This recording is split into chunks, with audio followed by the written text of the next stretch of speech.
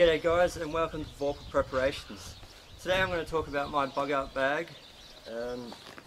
It's not 100% complete yet. I'm still waiting for a few items, and I have a lot of items on my want list. So the reason I sort of haven't gone out and got those yet is obviously money.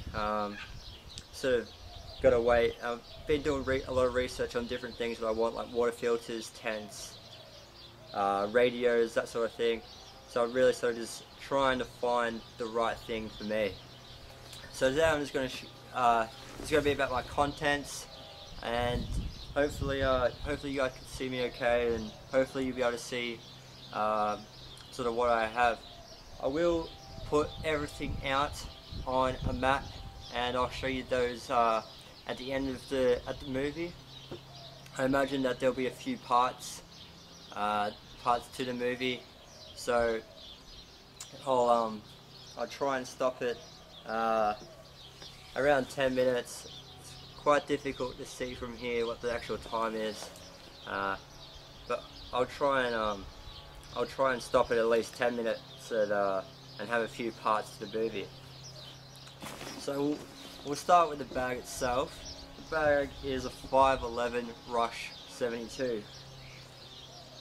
That's the front of the bag, sides, that's the back of the bag, and then the front. So we'll start with the front. I'm not really going to do a review of the bag as such, because there are a lot of reviews on YouTube about the bag, but you'll be able to get a general idea about the pockets and so forth just from me showing you where I've got my items. So on the front, the first item that I'll show you is my LED Lensa P6. Now, good flashlight. I picked it up fairly cheap. Takes AA's, so I really like the sheath that it comes in as well, or the container, whatever. It doesn't really advertise as MOLLE compatible, but if you do have MOLLE strapping or whatever on your bag, it will just slide through really nicely. It's just got sort of a clip and some Velcro, and it'll just fit through real nice. So that's the first item. Second item that I'm going to show is another light that I've got. It's an Anova 24/7. It is a bit pricey for what it is. It also does take a different battery. I can't remember what it is. So it doesn't really take you regular AA's or AAA's. So it's sort of another battery source. So that can be a downfall for some people. The reason I like it is that it does have different settings on it. So you can do SOS, normal, you've got night vision and that sort of stuff. It also comes with a lot of different accessories, so you actually do get a headband accessory, which I use it, so I can use it as my my headlamp as well. It also comes with wall mounts, magnetic mounts, and that sort of stuff, so it really is quite versatile. The other thing I have close to my person is my UST Jetstream whistle. Good whistle, fairly affordable, I think. I can't remember. It is P-less, and that's sort of something you want to think about when you're getting a whistle. You want to think P-less, and you want to think decibel range. You sort of want something that's going to be heard over a long distance, and something that's not going to freeze if you are in an extremely cold climate. So that does it sort of for the front straps. I've got stuff on my belt straps as well. I've got my my 511 med pouch. Really quite good. I think it was 20 bucks. Oh, 30 bucks I think. Opens up. I'm not really going to show you my the contents of that, but that's just your basic gauze, eye irritation, some hand warmers. Got some I've got some Quick Clot coming, and that will fit in there as well.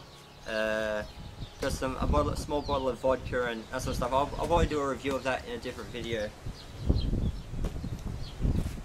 Now on the other side, I've got a knife. Let's get it off. It is a SOG Tech Bowie. Quite a really nice knife. I don't know a lot about knives. These are sort of the first knives that I've ever owned.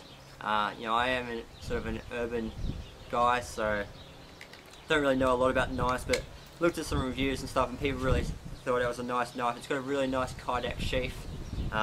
Fits well. It's a little bit tough to get onto the molly strapping at the start, but after you fit it a few times and sort of, you know, loosen up the strapping just a little bit, it does sort of fit in real nicely. It is a little bit hard to get out with one hand, so you are going to probably need two hands to get it out, which if you've got it on your belt, that could be a bit tough. But yeah, so that's my first of two knives that I've got in my bag. And I'll just take it to the side. This is my 511 radio pouch. I do have two-way radios in the bag, which I can use this for, and that's what the main purpose is for. But if I'm not using the two-way radio pouches, I wanted to find something else that I could use it for, something that I needed ASAP. And that's why I've put my Sawyer snake or bite and sting kit in here. If you get a snake bite or whatnot, you're going to want it accessible straight away. It's too bulky to fit in my first aid kit, so it does fit nicely in there. Another thing that I could use it for if I wanted to put this somewhere else was I could use it for my radio if I get that. And at the moment I'm looking mostly in the Eton range, from the FR160 to the Scorpion. Have heard a couple bad reviews about the FR160 and its charge and how it holds the charge. So these are the little things that I'm sort of looking at, but that's a different story. I'll talk about that later and the stuff that I still want. So I'll probably leave it there for the first video, guys, and I'll come back and I'll get onto the front and the front compartment, and then I'll still got to talk about the sides and the main compartment. Alright guys, well I'll see you for the second installment. Thanks.